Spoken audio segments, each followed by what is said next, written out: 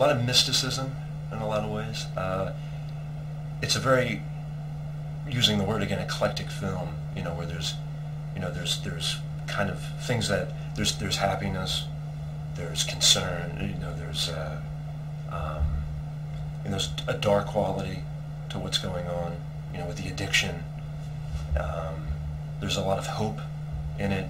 At times there's a lot of, distress, and with all those elements together, it's been kind of challenging in that respect, because at moments you have to go from,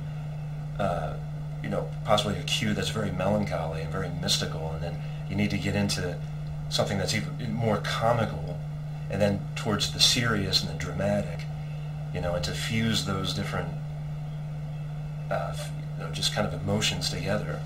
That has been somewhat of a, not really much of a challenge, but a hoot. I guess that's the only word I can really come up, with right now.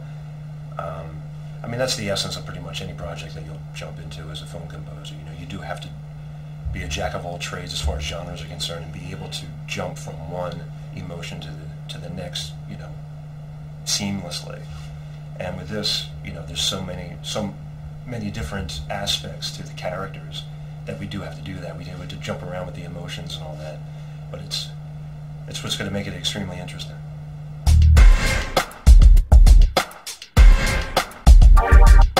Well, Mark and I have worked on projects in the past. This is actually going to be our first film score.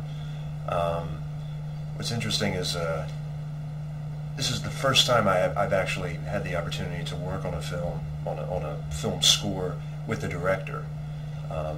And Mark has always, because he met me as like a piano player and a co-producer on that type of level.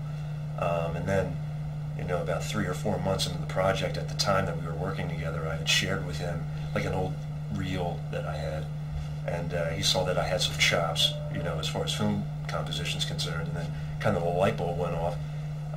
But this is really the first time I've ever worked with a director who's so musically involved, and it's actually been, I think to a lot of composers, they would kind of want the director or the producers to just have all the utmost confidence in them to just do what it is they do, and kind of like let them be and, do it. But with this particular situation, it's been incredible because Mark is also a writer of the script. I think even if he wasn't realizing it at first, he had musical ideas, themes, leitmotifs kind of gestating in his head and evolving coincidentally with the characters as he was, building the story up with his co-writer Ronnie Gene Blevins, and I think that's really going to give us the opportunity to have a very cohesive score, like a score that's really going to work extremely well, because this is somebody who created or co-created these characters, and he understands them more than anybody, so when he has thematic ideas specifically customized for particular characters and whatnot, they're so on the ball because he's so close to the characters, because they're coming out of his own head. So there was probably only one time when it was something that I was specifically doing for a trailer that we were cutting on it, where he gave me some more specifics. But normally he has enough confidence in me, in our experience together, working for the last couple of years, to just kind of, give me the reins, like he'll kind of verbalize a particular idea, or even within the creative process here, at times, he'll just like hum, like a melody, and my job is to actually take that idea and, blow it up to, orchestrated, proportions, which is great for me, But yeah, I mean, once again, let me reiterate that, it's the first time I kind of worked in this fashion, but it's been working out, perfectly. And I think a little more better, especially for this particular project, because he's so involved in the drama of it, and the characters, and the narrative, that he understands it more than, than I ever would, because it really just came in, it came from his imagination. So, putting the music to that, he's at just complete understanding of it. So it's been pretty much just a wonderful opportunity.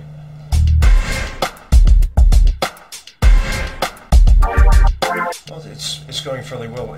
the approach that I took with the songs and the Rolling Thunder component is you know, very, very simple. Just try to write very good music, as though it's classic rock and it has existed for such a long time. You know, try to get something that's catchy, something that's memorable, because of course it's going to help the movie out.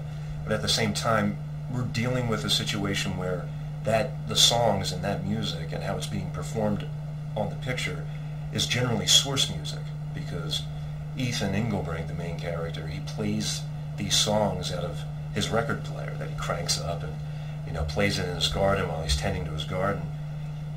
And because of that factor of it, it has to seem as though, you know, it's a well-known band essentially, or it's music that everybody will recognize, but it's all original. It's all original stuff. Yes, we're using different inspirations and influences that we've kind of talked about, and it's quite eclectic. But the most important thing is to just write the best songs that we can, and come up with, you know, just hopefully some timeless pieces in this whole thing.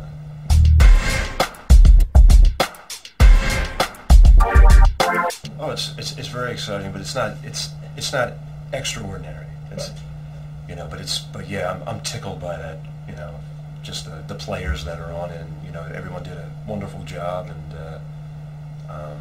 but yeah, it is a great experience. You know, it's great to have that as a canvas.